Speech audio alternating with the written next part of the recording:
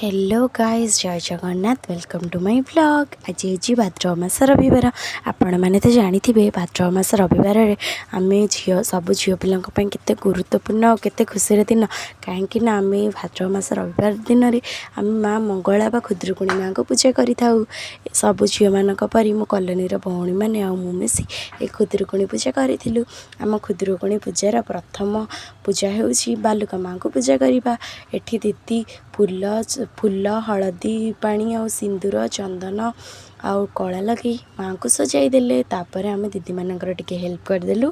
तापर एठी लिजे दीदी बसी फलमूल काटिदे दीप धूप सजाड़ी देले।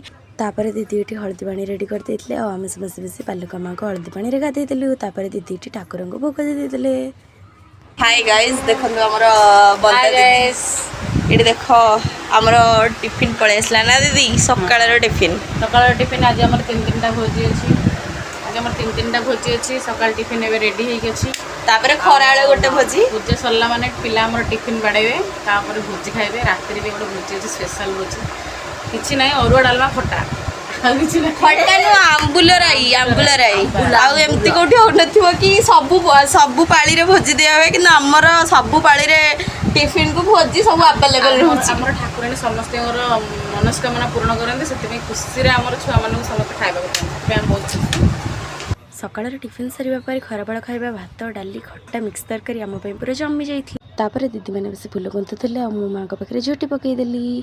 तापर एठी दीदी सब फूलमाल को माँ पिंधेदेले आ माँ को बहुत सुंदर भाव में सजाईदेले। ये सबुतिक माल जी दीदी मैंने बसी सब करते केते सुंदर होता सब माल गुड़िक केते बढ़िया भाव में दीदी माँ को ये सजाईदेले। तापर दीदी ये माँ को लुगा पिंधेदेले। तापर ये माँ को लुगा पिंधे सारा पर माँ को मुंडे गोटे ओढ़ना देदेले।